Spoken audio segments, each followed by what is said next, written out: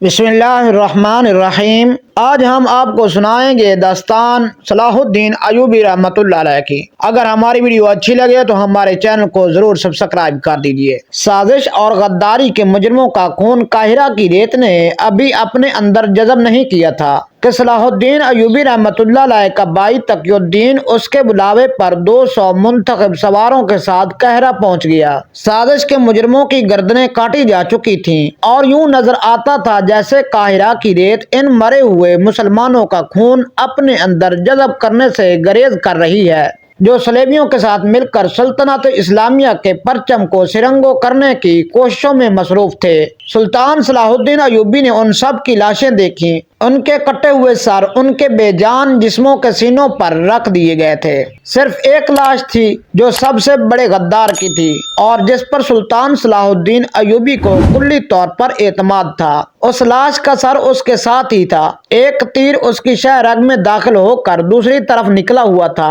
ये काहिरा का नायब मुस्लिहुद्दीन था। फौज के सामने जब उसका जुर्म सुनाया जा रहा था, एक जोशीले और मुहिब्बे इस्लाम सिपाही ने कमान में तीर डालकर मुस्लिहुद्दीन की शह रग से पार कर दिया था। सलाहुद्दीन अयूबी ने सिपाही की इस गैर कानूनी हरकत को, जो डिसिप्लिन के खिलाफ थी, सिर्फ इसलिए नजरअंदाज करके माफ कर दिया था कि कोई भी साहिब ईमान इस्लाम के खिलाफ गद्दारी बर्दाश्त नहीं कर सकता। सलाहुद्दीन अयूबी ने ही अपनी फौज में ईमान की ये कुव्वत पैदा की थी।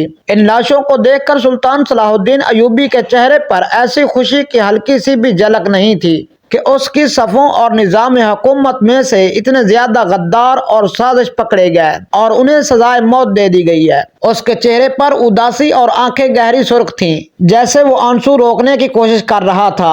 गुस्सा तो था ही जिसका इजहार उसने इन अल्फाज में किया। इनमें से किसी का जनाजा नहीं पढ़ाया जाएगा।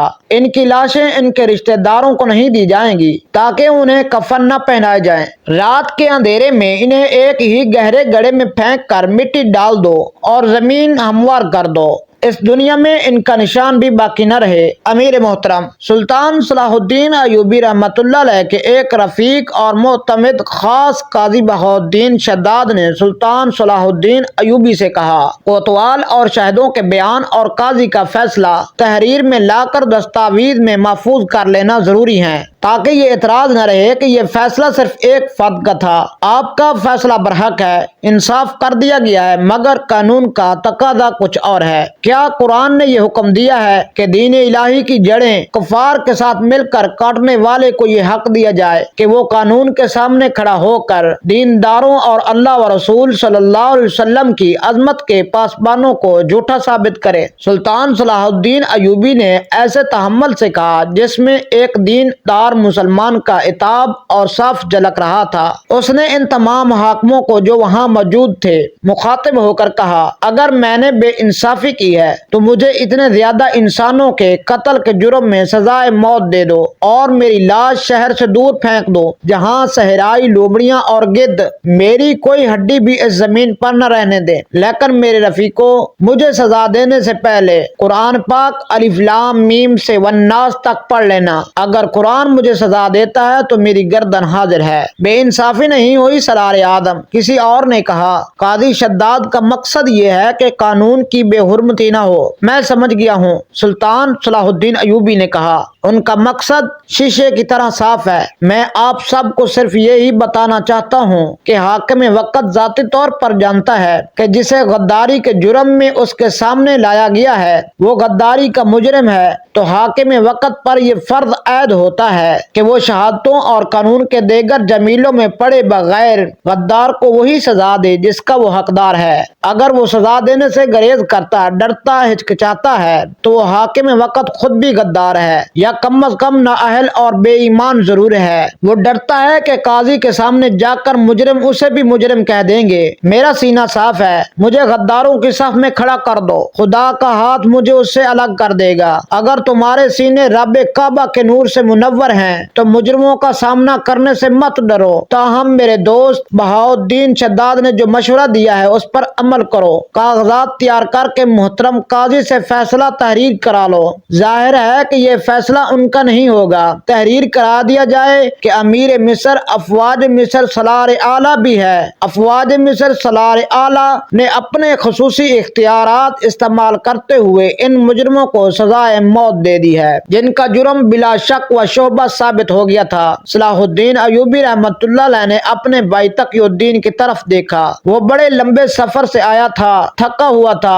صلاح الدین ایوبی نے اسے کہا، میں تمہارے چہرے پر تفکر اور تھکن دیکھ رہا ہوں، لیکن آرام نہیں کر سکو گے۔ تمہارا سفر ختم نہیں ہوا بلکہ اب شروع ہوا ہے۔ مجھے شوبک جلدی جانا ہے، تمہارے ساتھ کچھ ضروری باتیں کر کے جاؤں گا۔ ناظم شہر نے کہا، جانے سے پہلے ایک اور حکم صادر فرما جائیے۔ جنہیں سزائے موت دی گئی ہے ان کی بیواؤں اور بچوں کا کیا بنے گا؟ ان کے لیے بھی میرے اسی حکم پر عمل کرو جو میں ان سے پہلے غداروں کے اہل و عیال کے متعلق دے چکا ہوں۔ سلطان صلاح الدین ایوبی نے جواب دیا، بیواؤں کے متعلق یہ چھان بین کر لو کہ اپنے خامدوں کی طرح ان میں سے کسی کا تعلق دشمن کے ساتھ نہ ہو۔ ہمارے ہاں زن پرستی نے بھی غدار پیدا کیے ہیں۔ آپ نے دیکھ لیا ہے کہ صلیبیوں نے ہمارے بھائیوں کو خوبصورت لڑکیاں دیکھ کر ان کے عوض ان کا ایمان خریدا ہے۔ ان میں سے جو بیوائیں ہیں نیک اور مومن ہیں، ان کی شادیاں ان کی منشا کے مطابق کر دو۔ کسی پر اپنا فیصلہ ٹھونسنے کی کوشش نہ کرنا۔ خیال رکھنا کہ کوئی عورت بے سہارا نہ رہے اور باعزت روٹی سے محروم نہ رہے اور اس میں محتاجی کا احساس نہ پیدا ہو۔ یہ بھی خیال رکھنا کہ ان کے کانوں میں کوئی یہ نہ پھونک دے کہ ان کے خامدوں کو بے گناہ و سزا موت دے دی گئی ہے۔ انہیں ذہن نشین کرا دو کہ تم خوش قسمت ہو، ایسے گناہگار خامدوں سے نجات مل گئی ہے، اور ان کے بچوں کی تعلیم و تربیت خصوصی انتظامات کے تحت کرو۔ تمام اخراجات بیت المال سے لو۔ غداروں کے بچے غدار نہیں ہوا کرتے، بشرطے کہ ان کی تعلیم و تربیت صحیح ہو۔ یہ سب مسلمانوں کے بچے ہیں، ان کی تعلیم و تربیت ایسی ہو کہ ان میں محرومی کا احساس پیدا نہ ہو۔ کہیں ایسا نہ ہو کہ باپ کے گناہ کا کفارہ بچے کو ادا کرنا پڑے۔ سلطان ایوبی کو واپسی کی جلدی تھی۔ اسے یہ فکر تھا اس کی غیر حاضری میں صلیبی کوئی جنگی کارروائی نہ کر دیں۔ نور الدین زنگی کی بھیجی ہوئی کیک تو وہاں کرک اور شوہک کے علاقے میں پہنچ چکی تھی۔ قاہرہ کی فوج ابھی ادھر جا رہی تھی، لیکن ان دونوں فوجوں کو اس علاقے سے روشناس کروانا تھا۔ اس نے اپنے دفتر میں جا کر اپنے بھائی تقی الدین علی بن سفیان، اس کے نائب حسن عبداللہ کوتوال، غیاث بلبیس اور چند ایک نائبین اور حکام کو بلا لیا۔ وہ زیادہ تر ہدایات تقی الدین کو دینا چاہتا تھا۔ اس نے اجلاس میں اعلان کیا کہ اس کی غیر حاضری میں اس کا بھائی تقی الدین قائم مقام امیر مصر اور یہاں کی افواج کا سالار اعلیٰ ہوگا، اور اسے اتنے ہی اختیار حاصل ہوں گے جو سلطان ایوبی کے اپنے تھے۔ تقی الدین سلطان ایوبی نے اپنے بھائی سے کہا، آج سے دل سے نکال دو کہ تم میرے بھائی ہو۔ نااہلی، بددیانتی، کوتاہی، غداری یا سازش اور بے انصافی کا ارتکاب کرو گے تو اسی سزا کے مستحق سمجھے جاؤ گے جو شریعت کے قانون میں درج ہے۔ میں اپنی ذمہ داریوں کو اچھی طرح سمجھتا ہوں، امیر مصر تقی الدین نے کہا، اور ان خطروں سے بھی آگاہ ہوں جو مصر کو درپیش ہیں۔ صرف مصر کو نہیں، سلطان ایوبی نے کہا، یہ خطرے سلطنت اسلامیہ کو درپیش ہیں اور اسلام کے فروغ اور سلطنت کی توسیع کے لیے بہت بڑی رکاوٹ ہے۔ ہمیشہ یاد رکھو کہ کوئی خط جو سلطنت اسلامیہ کہلاتا ہے وہ کسی ایک فرد گروہ کی جاگیر نہیں، وہ خدائے عز و جل کی سرزمین ہے، اور تم سب اس کے پاسبان اور امین ہو۔ اس کی مٹی کا ذرہ ذرہ تمہارے پاس امانت ہے۔ اس کی مٹی بھی جب اپنے کام میں لانا چاہو تو سوچ لو کہ تم کسی دوسرے انسان کا حق تو نہیں مار رہے، خدا کی امانت میں خیانت تو نہیں کر رہے۔ میری باتیں غور سے سن تقی الدین، اسلام سب سے بڑی بد نصیبی یہ ہے کہ اس کے پیروکاروں میں غداروں اور سازش پسندوں کی تعداد بہت زیادہ ہے۔ کسی قوم نے اتنے غدار پیدا نہیں کیے جتنے مسلمانوں نے کیے ہیں، یہاں تک کہ ہماری تاریخ جو جہاد اللہ کے نام پر جنگ و جدل کی قابل فخر تاریخ ہے، غداری کی بھی تاریخ بن گئی ہے، اور اپنی قوم کے خلاف سازش گری ہماری روایت بن گئی ہے۔ علی بن سفیان سے پوچھو، تقی ہمارے وہ جاسوس جو صلیبیوں کے علاقوں میں سرگرم رہتے ہیں بتاتے ہیں کہ صلیبی حکمران مذہبی پیشوا اور دانشور اسلام کی اس کمزوری سے واقف ہیں کہ مسلمان زن و زر اقتدار کی لالچ میں اپنے مذہب، اپنے ملک، اپنی قوم کا تخت الٹ دینے سے بھی گریز نہیں کرتا۔ سلطان صلاح الدین ایوبی نے اجلاس کے شرکاء پر نگاہ دوڑائی اور کہا، ہمارے جاسوسوں نے ہمیں بتایا ہے کہ صلیبیوں نے اپنے جاسوسوں کو ذہن نشین کرایا ہے کہ مسلمان کی تاریخ جتنی فتوحات کی ہے اتنی ہی غداری کی تاریخ ہے۔ مسلمانوں نے اتنی فتوحات حاصل نہیں کی جتنے غدار پیدا کیے ہیں۔ رسول اکرم صلی اللہ علیہ وآلہ وسلم کی وفات کے فوراً بعد مسلمان خلافت پر ایک دوسرے کے خلاف لڑنے کے لیے اٹھ کھڑے ہوئے۔ انہوں نے اقتدار کی خاطر ایک دوسرے کو قتل کیا۔ ایک خلیفہ یا امیر مقرر ہوا تو خلافت اور امارت کے دوسرے امیدواروں نے اس کے خلاف یہاں تک سازش کی کہ اسلام کے دشمنوں سے در پردہ مدد لی، اور جس کے ہاتھ میں خلافت اور امارت آ گئی اس نے ہر اس قائد کو قتل کرایا جس سے اقتدار کو خطرہ محسوس ہوا۔ قومی وقار ختم ہوتا گیا اور ذاتی اقتدار رہ گیا، پھر تحفظ اسی کا ہوتا رہا۔ سلطنت کی توسیع ختم ہوئی، پھر سلطنت کا دفاع ختم ہوا، پھر سلطنت سکڑنے لگی۔ صلیبی ہماری اس تاریخی کمزوری سے آگاہ ہیں کہ ہم لوگ ذاتی اقتدار کے تحفظ اور استحکام کے لیے سلطنت کا بہت بڑا حصہ بھی قربان کرنے کو تیار ہو جاتے ہیں۔ یہی ہماری تاریخ بنتی جا رہی ہے۔ تقی الدین اور میرے رفیقو، میں جب ماضی پر نگاہ ڈالتا ہوں اور جب میں اپنے موجودہ دور میں غداروں کی بھرمار اور سازشوں کے جال کو دیکھتا ہوں تو یہ خطرہ محسوس کرتا ہوں کہ ایک وقت آئے گا کہ مسلمان تاریخ کی تحریروں کے ساتھ بھی غداری کریں گے۔ وہ قوم کی آنکھوں میں دھول جھونک کر لکھیں گے کہ وہ بہادر ہیں اور انہوں نے دشمن کو ناک چنے چموا دیے ہیں، مگر در پردہ دشمن کو دوست بنائے رکھیں گے، اپنی شکستوں پر پردے ڈالے رکھیں گے۔ سلطنت اسلامیہ سکڑتی چلی جائے گی اور ہمارے خود ساختہ خلیفے اس کا الزام کسی اور پر تھوپیں گے۔ مسلمانوں کی ایک نسل ایسی آئے گی جس کے پاس صرف نعرہ رہ جائے گا، اسلام زندہ باد۔ وہ نسل اپنی تاریخ سے آگاہ نہیں ہوگی۔ اس نسل کو یہ بتانے والا کوئی نہ ہوگا کہ اسلام کے پاسبان اور علم بردار تھے جو وطن سے دور ریگزاروں میں، پہاڑوں میں، وادیوں میں اور اجنبی ملکوں میں جا کر لڑے۔ وہ دریا اور سمندر پھلانگ گئے، انہیں کڑکتی بجلیاں، آندھیاں اور اولوں کے طوفان بھی نہ روک سکے۔ وہ ان ملکوں میں لڑے جہاں کے پتھر بھی ان کے دشمن تھے۔ وہ بھوکے لڑے، پیاسے لڑے، ہتھیاروں اور گھوڑوں کے بغیر لڑے۔ وہ زخمی ہوئے تو کسی نے ان کے زخموں پر مرہم نہ رکھا۔ وہ شہید ہو گئے، ان کے رفیقوں کو ان کے لیے قبریں کھودنے کی مہلت نہ ملی۔ وہ خون بہاتے گئے، اپنا بھی اور دشمن کا بھی۔ پیچھے ایوان خلافت میں شراب بہتی رہی، برہنہ لڑکیوں کے ناچ ہوتے رہے۔ یہودی اور صلیبی سونے سے اور اپنی بیٹیوں کے حسن سے ہمارے خلیفوں اور ہمارے امیروں کو اندھا کرتے گئے۔ جب خلیفوں نے دیکھا کہ قوم ان تیغ زنوں کی پجاری ہوتی جا رہی ہے جنہوں نے یورپ اور ہندوستان میں اسلام کے جھنڈے گاڑ دیے ہیں، تو خلیفوں نے ان مجاہدین اسلام پر لوٹ مارا اور زناکاری جیسے الزام تھوپنے شروع کر دیے اور انہیں کمک اور رسد سے محروم کر دیا۔ مجھے قاسم اور وہ کم سن خوبرو بیٹا یاد آتا ہے جس نے اس حال میں ہندوستان کے ایک طاقتور حکمران کو شکست دی اور ہندوستان کے اتنے بڑے حصے پر قبضہ کر لیا تھا۔ اس نے کمک نہیں مانگی، رسد نہیں مانگی، مفتوحہ علاقوں کا ایسا انتظام کیا کہ ہندو اس کے غلام ہو گئے، اس کی شفقت سے متاثر ہو کر مسلمان ہو گئے۔ مجھے جب یہ لڑکا یاد آتا ہے تو دل میں درد اٹھتا ہے۔ اس وقت خلیفہ نے اس کے ساتھ کیا سلوک کیا تھا، اس پر زنا کا الزام عائد کیا اور مجرم کی حیثیت سے واپس بلا لیا۔ صلاح الدین ایوبی رحمت اللہ علیہ کو ہچکی سی آئی اور وہ خاموش ہو گیا۔ بہاؤالدین شداد اپنی یادداشتوں میں لکھتا ہے، میرا عزیز دوست صلاح الدین ایوبی اپنی فوج کے سینکڑوں شہیدوں کی لاشیں دیکھتا تو اس کی آنکھوں میں چمک اور چہروں پر رونق آ جایا کرتی تھی، مگر صرف ایک غدار کو سزائے موت دے کر جب اس کی لاش کو دیکھتا تو اس کا چہرہ بجھ جاتا اور آنکھوں سے آنسو جاری ہو جاتے تھے۔ محمد بن قاسم کا ذکر کرتے کرتے اسے ہچکی آئی اور وہ خاموش ہو گیا۔ میں دیکھ رہا تھا کہ وہ آنسو روک رہا ہے۔ کہنے لگا، دشمن اس کا کچھ بگاڑ نہ سکا،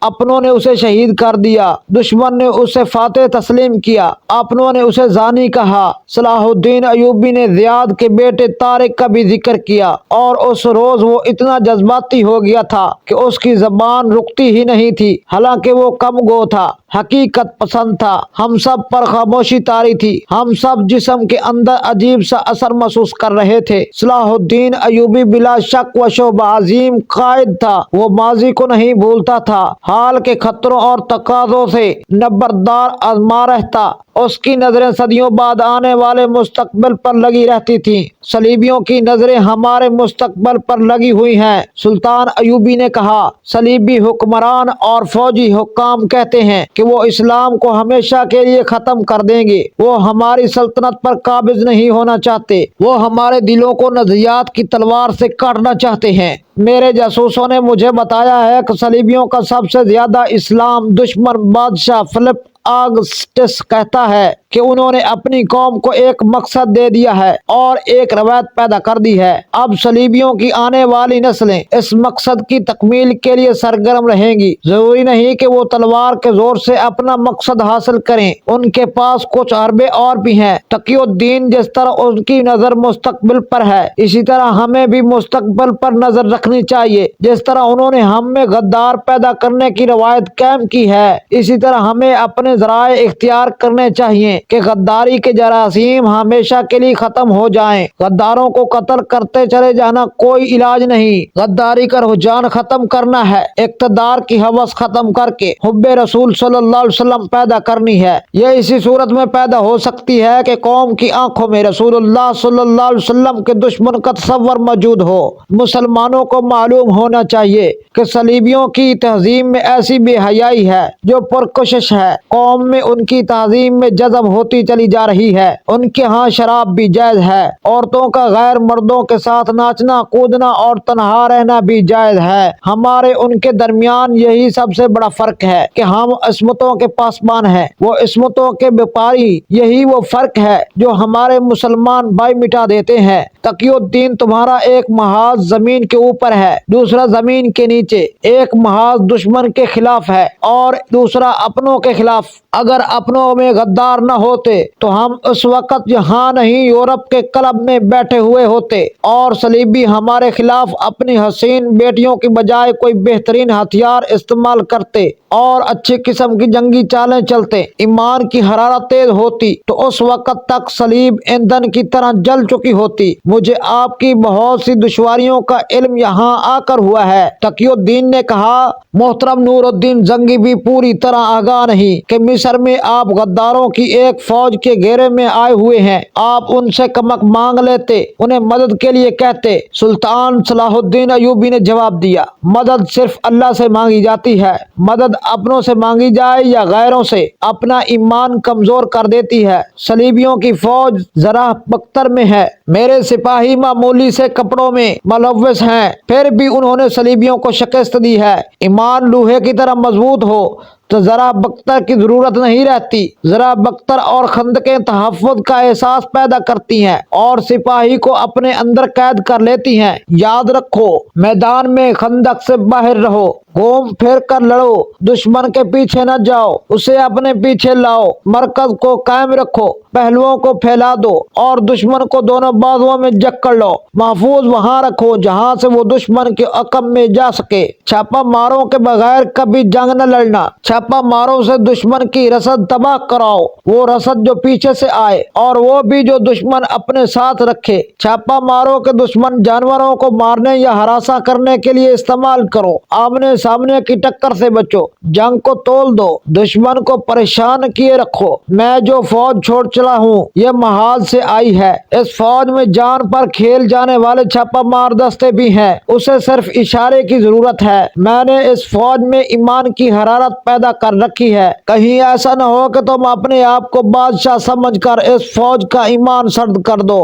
ہم پر جو حملہ ہو رہا ہے وہ ہمارے ایمان پر ہو رہا ہے۔ صلیبی تمدن کے اثرات بڑی تیزی سے مصر میں آ رہے ہیں۔ سلطان صلاح الدین ایوبی نے اپنے تقی بھائی کو پوری تفصیل سے بتایا کہ سوڈان میں مصر پر حملے کی تیاریاں ہو رہی ہیں۔ سوڈانیوں میں اکثریت وہاں کے حبشیوں کی ہے جو مسلمان ہیں نہ عیسائی ہیں، ان میں مسلمان بھی ہیں जिन में मिस्र की उस फौज के भगोड़े भी हैं जिसे बगावत के जुर्म में तोड़ दिया गया था। सुल्तान सलाहुद्दीन अयूबी ने कहा, लेकिन घर बैठे दुश्मन का इंतजार न करते रहना, जासूस तुम्हें खबर देते रहेंगे। हसन बिन अब्दुल्ला तुम्हारे साथ हैं। जहां महसूस करो कि दुश्मन की तैयारी मुकम्मल हो चुकी है और वो अब हमले के लिए इत्मा कर रहा है, तुम वक्त जाया किए बगैर हमला कर दो और दुश्मन को तैयारी की हालत में ही खत्म कर दो, लेकिन पीछे के इंतजामात को मजबूत रखना। कौम को महाज के हालात से बेखबर न रखना। अगर खुदा न खास्ता शिकस्त हो जाए तो अपनी गलतियों और कोताहियों को तस्लीम कर लेना और कौम को बता देना कि शिकस्त के असबाब क्या थे। जंग कौम के खून और पैसे से लड़ी जाती है। बेटे कौम के शहीद और अपहज होते हैं, लिहाजा कौम को एतमाद में लेना जरूरी है। जंग को बादशाहों का खेल न समझना, ये एक कवी मसला है, इसमें कौम को अपने साथ रखना। मैंने जिस फातमी खिलाफत को माजूल किया था उसके हवारी हमारे खिलाफ सरगर्म है। मालूम हुआ कि उन्होंने दरपर्दा अपना खलीफा मुकर्रर कर रखा है। उनका खलीफा अल आदद तो मर गया है, लेकिन वो खिलाफत को इस उम्मीद पर जिंदा रखे हुए हैं कि सुडानी मिस्र पर हमला करेंगे, हमारी फौज बगावत करेगी और सलेबी चुपके से अंदर आकर फातमी खिलाफत बहाल कर देंगे। फातमियों को हसन बिन सबा के कातिल गिरोह की हमायत हासिल है। मोहम्मद अली बिन सुफियान को अपने साथ ले जा रहा हूँ। उसका नायब हसन बिन अब्दुल्ला कोतवाल गयास बिलबीस तुम्हारे साथ रहेंगे। ये इस जमीन में दो गिरोह पर नजर रखेंगे। फौज की भर्ती तेज कर दो और उन्हें जंगी मशकें कराते रहो। थोड़े ही अरसे से हमें इतला ही मिल रही है कि मिस्र के जनूबी इलाके से फौज के लिए भर्ती नहीं थोड़े ही अरसे में हमें इतलाएं मिल रही हैं कि मिस्र के जनूबी मगरबी इलाके फौज के लिए भर्ती नहीं मिल रही। हसन बिन अब्दुल्ला ने कहा, यह मालूम हुआ कि वहाँ के लोग फौज के खिलाफ होते जा रहे हैं। मालूम कराया है कि बात क्या है? अली बिन सुफियान ने पूछा। मेरे दो मुखबिर इस इलाके में कत्ल हो चुके हैं। हसन बिन अब्दुल्ला ने कहा, वहाँ से खबर लेना आसान नहीं, ताहम मैंने नए मुखबिर भेज दिए हैं। मैंने अपने जराये से मालूम कर रहा हूँ। गयास बिलबीस ने कहा, मुझे शक है कि इस वसी इलाके के लोग नए वहां में मुब्तला हो गए हैं। यह इलाका दुश्वार गुजार है, लोग सख्त जान है, लेकिन अकीदों के ढीले और तवहम परस्त है। तवहम परस्ती बहुत बड़ी लानत है। सुल्तान अयूबी ने कहा, उस इलाके पर नजर रखो और वहाँ के लोगों को तवहमात से बचाओ। अगर हमारी वीडियो अच्छी लगे तो हमारे चैनल को जरूर सब्सक्राइब कर दीजिए। आगे इंशाअल्लाह दूसरी वीडियो में सुनेंगे।